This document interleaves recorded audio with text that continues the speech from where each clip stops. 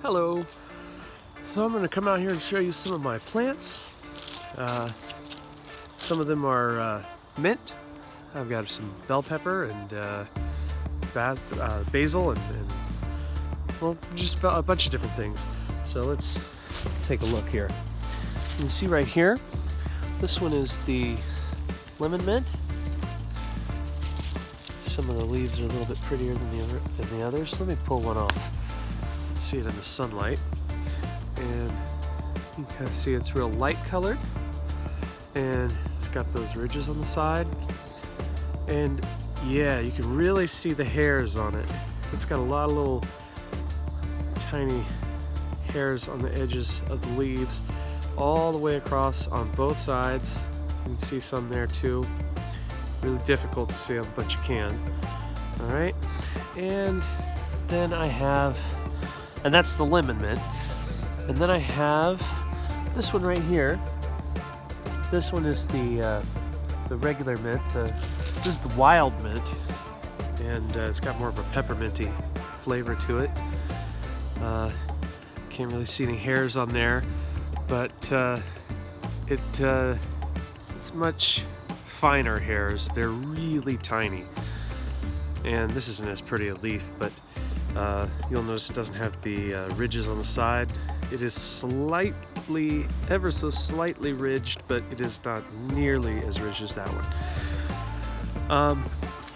Something else I have down here. If I can get down to it. Let's see if I can get my foot over here without crushing anything. It's the fall, so got a lot of things going on. So this one right here, if I can get the leaf to show you, yeah. This one right here is a little herb that I planted, cilantro, and I'm working on getting a whole bunch of that this year. If you look out, you can see some here. Hello, Luna. Arr. And so there's a whole bunch over there. You can see it's starting to come up now. I planted this earlier in the summer, and look at that one. That one's really full and big, really taken off. What ends up happening is it turns into coriander, which is a spice that you can use in cooking. And it's kind of peppery, but it's really mild, light peppery flavor. Will you please get out of that? So this one here, see the purple flowers on this one? They're real pretty, but unfortunately that means that this stalk has reached the point where it's ready to produce seeds, and we don't really necessarily want the seeds unless we want to replant and start from scratch with our new Thai basil. This is Thai basil, and they're in the same family. If you look at the leaf, you can kind of see a similarity. Really tiny ridges, and they're in the same family as the mint. You can see I've got a lot of mint out here, and even still up there on the porch, there's some up there as well. Let's see, what else do I have? Oh, I also have this right here, which is a cherry tomato plant. There's a particular type of cherry tomato called, what was the name of that? Chocolate sprinkles? Yeah, chocolate sprinkles. And then I have regular basil. This is sweet basil, and it smells really good. This is what you love to make pesto out of most of the time. And I guess the last time I made pesto, I think I did about 80% with sweet basil, and then I used the spicier Thai basil over there to give it a little kick. What else do I have out here? Oh, the bell pepper plant. This one right here is bell pepper plant. You can see a couple of little bell peppers right there. There's one starting to develop. It didn't really like the rainy season. This is a bell pepper getting started from its flower form.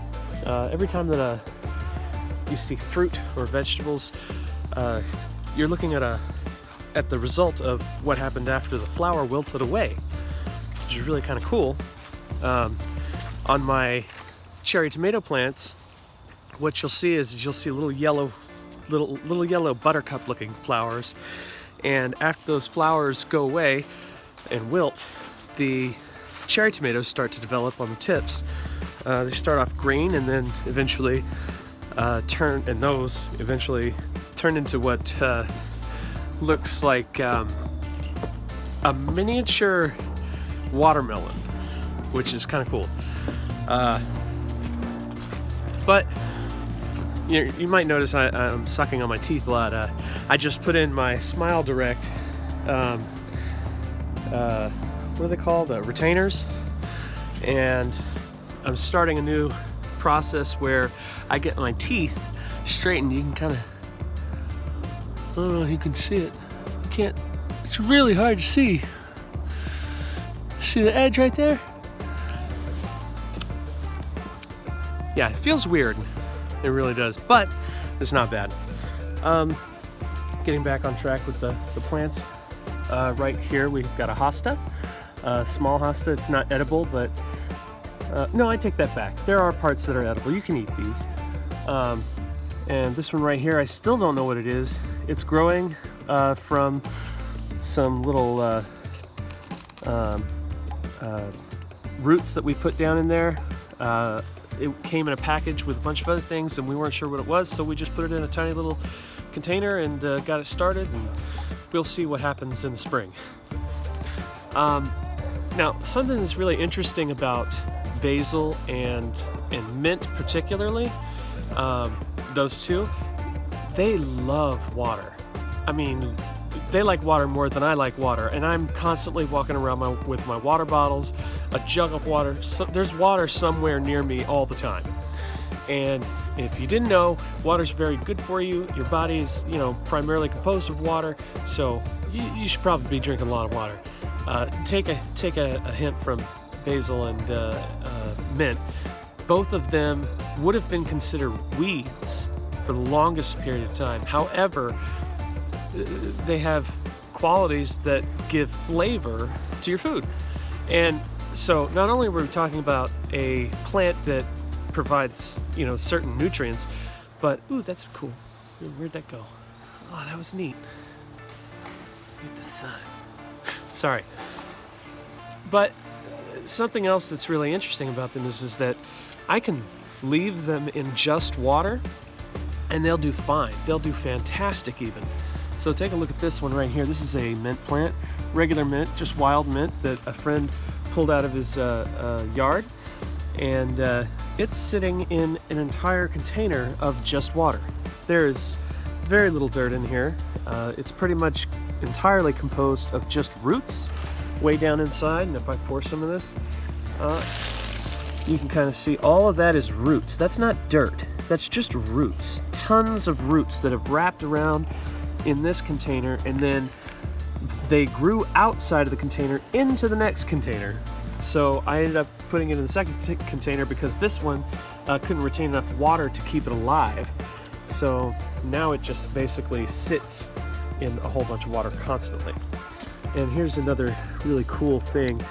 I took just a stem off of like this guy right here, and I put it inside of this Deer Park bottle, and you can see some of those roots down inside there.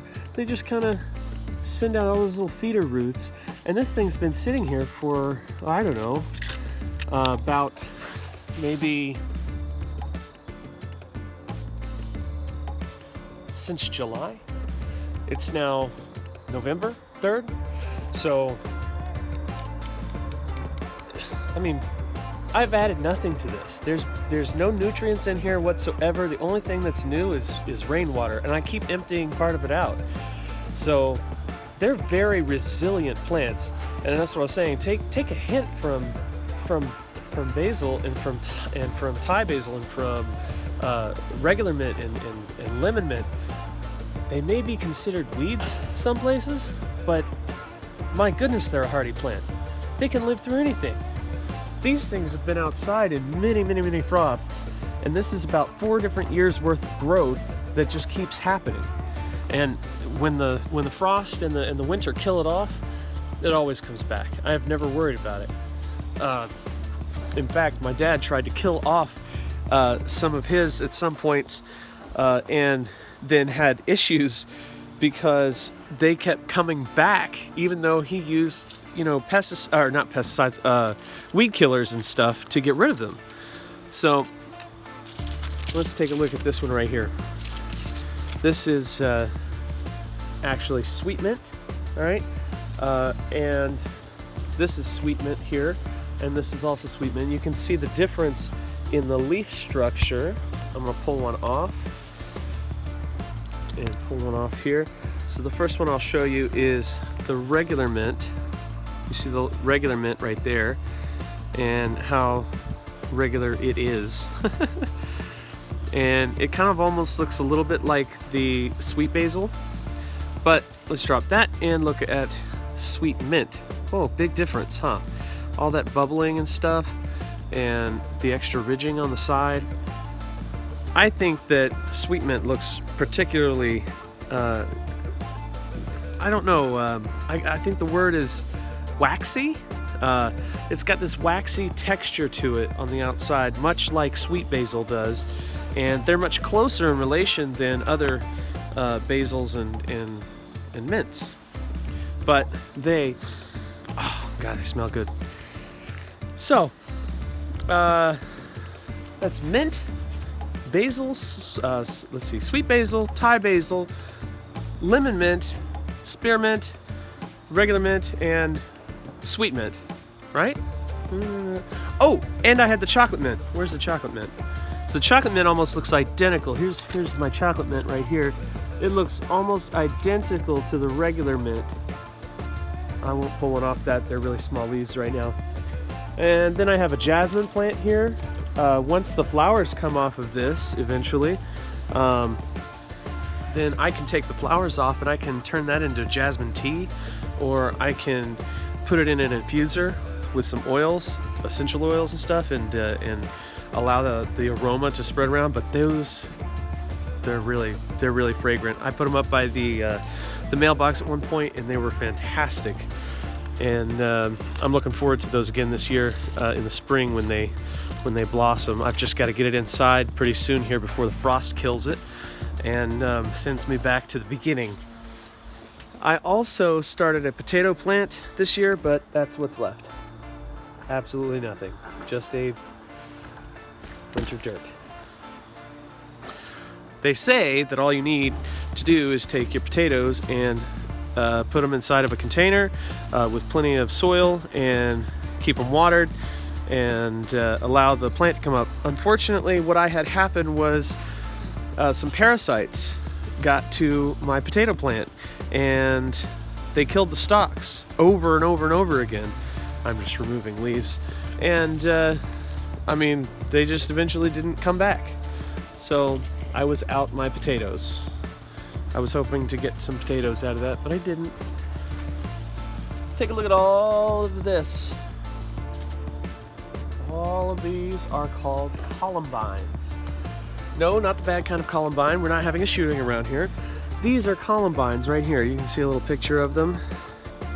They're very pretty. These in particular are the variety that are electric blue is what I'm going to call that. The color was very pretty, and I picked them up at a Home Depot, and you know, I think they cost like $7 for each plant. I bought 1, 2, 3, and that one's a different one. So I bought 3 of them, and this one died, but that one's still alive 2 years later, and so is that one. That one's still alive 2 years later. And what happens is they, once the flowers are done, they have little seed pods that harden over time, and then the seeds are super, super tiny, little tiny black, almost looks like poppy seeds. That's how small they are. They're the shape of sesame seeds, but they are the size of poppy seeds, which are really, really tiny.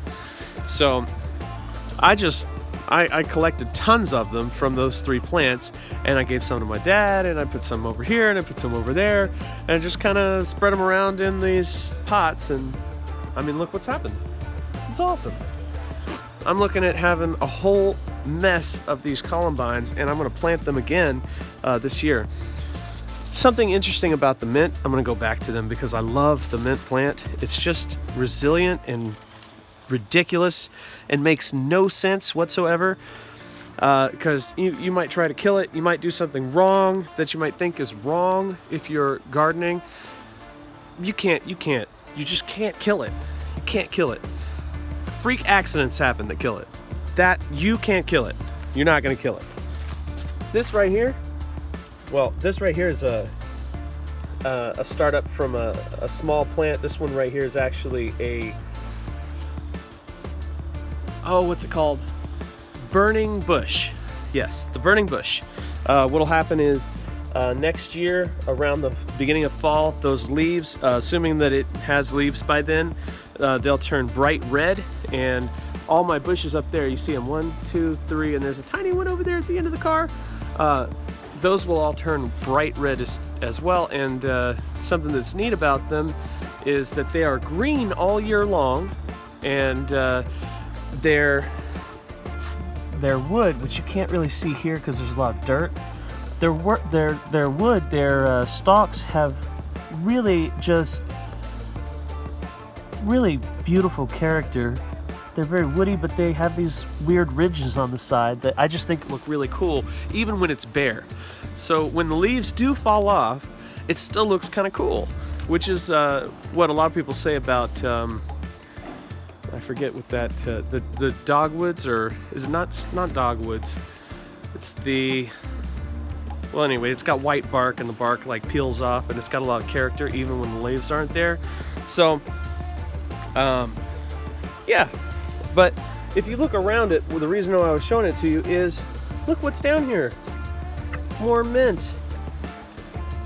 The mint plants are taking over my garden everywhere.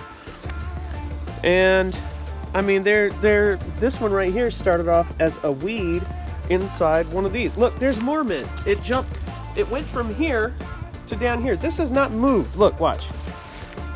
See that? You see the big ring? That hasn't moved in almost 3 months. Look, those 2 little mint plants that have developed down in there, they jumped from this guy over here. How did that happen? Pollination, my friends. And I guess I have a couple of fruit trees over there, and I don't even know what that is, but it's supposed to flower. I think it looks neat because it's got heart-shaped leaves, and we've got our magnolia tree that I'm grooming in order to place out there in the yard someday. So, thus you have seen most of my, or all of my edible plants, and some of my not edible plants. Yeah. Oh, no, you didn't. Up there, there's also some onion. I don't care about onion. Nobody cares about onion. So anyway, thus ends my tour of the plants. Have a good one.